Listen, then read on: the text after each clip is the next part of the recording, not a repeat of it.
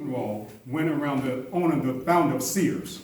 Julius Rosenwald entered a partnership with Booker T. Washington, who founded Tuskegee University, and their concern was building schoolhouses for rural children in the South. However, the first schoolhouse of the Rosenwalds were not built until 1913. The Rosenwald Foundation did not start until 1917, and they have there's a certain architectural look to a Rosenwald, which you automatically know is a Rosenwald. It's like looking at a Queen Anne chair. You know it's not a Chippendale, it's not a Duncan Fife, but the characteristics is a Queen Anne. Rosenwald schools the same way. These schools, the Cherry Grove Schoolhouse is pre-Rosenwald.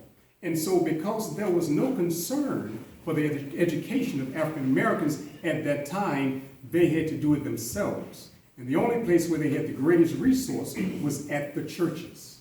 And so that's why just about all of the churches had their own schoolhouse. That's right. That's right. One of the few that are surviving is at Cherry Grove. Amen. Cherry Grove is only one of 15 in the state that's remaining.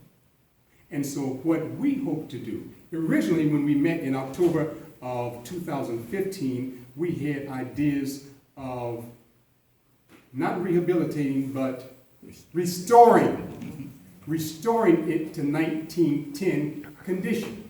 Now, the problem with restoring is that once it is completely restored, you basically just have a museum.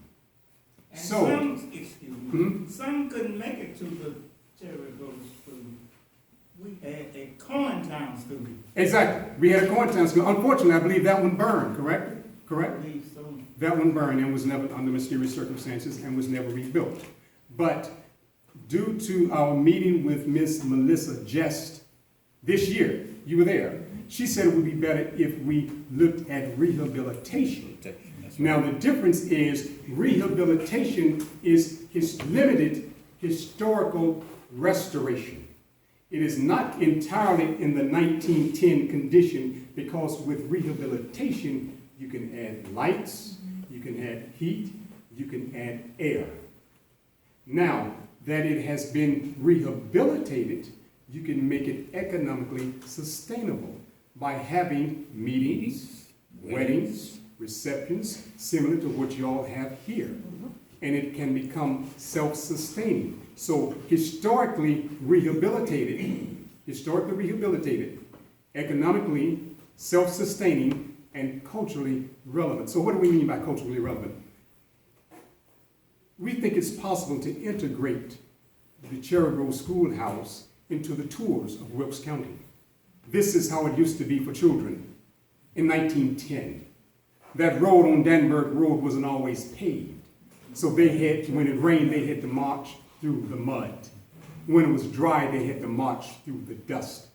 You attend Washington-Wilkes High School now, you have air, you have heating, you have light, but it hasn't always been this way. This is the foundation.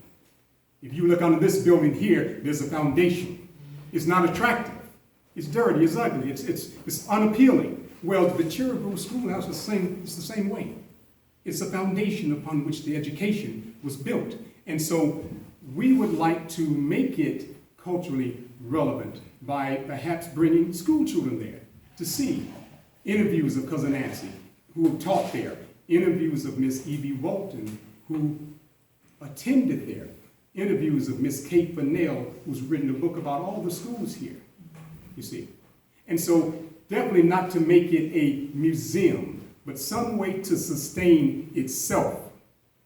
There were two deal breakers which we had when we met back in October 2016.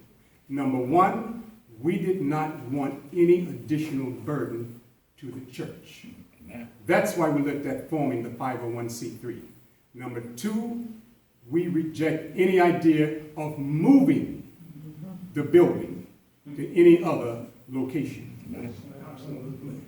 The school and the church are inextricably bound together. There's not one without the other. Question? Yes, sir. Have you brought this project to the attention of the Georgia Trust for Historic Preservation? Yes, sir. So they're tuned in on it. Good. Yes, sir. Yes, sir. Miss Melissa Jess, who is the project coordinator with the Preservation Society. She's the one that introduced us to that. Yes. Oh, you brought yours and I brought mine. For those who would like to look at pictures that we have of the Cherry Grove Schoolhouse, as well as I brought last year, we had the University of Georgia do their historical report. Extremely thorough. You don't have time to look at it, but you can look at it. Extremely thorough. And so that is what we have, just some of the things we have in mind for the Cherry Grove Schoolhouse. And so if they would like to help, Okay.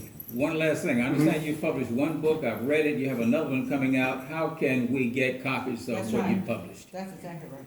He's gonna be signing. Be happy to do that. I would be happy to do that. Yeah, this is my book, High Priest in Tall Cotton. High Priest because the name Cohen, as you know, is Jewish, and it means priest. High Cotton is a reference to a person who's doing pretty well. High Priest in Tall Cotton. The Cohens in Cohentown were doing pretty well with the Jewish name. Basically what you had was an African-American family with a Jewish name who at one time were owned by a potential Quaker. As God gives his name, where else could that happen but America? And if they would like to help with Cherry Grove, they can, is there a, There is a number I would be happy to give. You can contact me directly. I'm the project coordinator. As you see, my team is here. I'm in Atlanta, but I have teams here who are willing, ready, and able to work. and if later you want to contact, you can call me or come see me. Thank you.